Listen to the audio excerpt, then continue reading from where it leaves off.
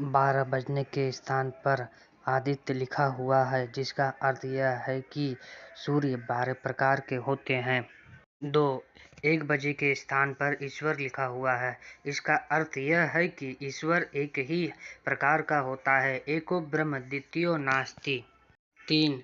2 बजने के स्थान पर पक्ष लिखा हुआ है, जिसका तात्पर्य यह है कि पक्ष दो होते हैं, एक कृष्ण पक्ष और दूसरा शुक्ल पक्ष। 3 बजे के स्थान पर अनादि तत्व लिखा हुआ है, जिसका तात्पर्य यह है कि अनादि तत्व 3 हैं, परमात्मा, जीवात्मा और प्रकृति। ये तीनों तत्व अनादि हैं।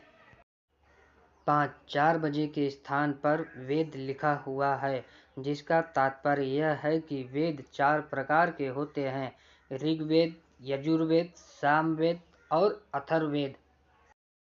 6.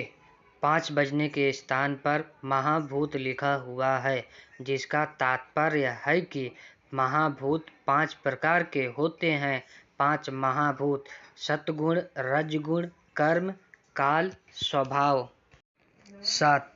6 बजने के स्थान पर दर्शन लिखा हुआ है, इसका तात्पर्य है कि दर्शन 6 प्रकार के होते हैं। 6 दर्शन सांख्य, योग, न्याय, वैशेषिक, मीमांसा और वेदांत के नाम से विदित है। 8. 7 बजे के स्थान पर धातु लिखा हुआ है, इसका तात्पर्य है कि धातु 7 हैं। 7 धातुओं के नाम रस, प्लाज्मा, रक्त, खून, ब्लड, मांस, मांसपेशियां, मेद, वसा, फैट, अस्थि, हड्डियां, मज्जा, बोन मैरो, शुक्र, प्रजनन संबंधित ऊतक। 9. 8 बजने के स्थान पर अष्टांग योग लिखा हुआ है, इसका तात्पर्य है कि योग के 8 प्रकार होते हैं। योग के 8 अंग यम, नियम, आसन, प्राणायाम, प्रत्याहार, धारणा, ध्यान, समाधि। 10. 9 बजे के स्थान पर अंक लिखा हुआ है, इसका तात्पर्य है कि अंक 9 प्रकार के होते हैं, 1, 2, 3, 4, 5, 6, 7, 8, 9।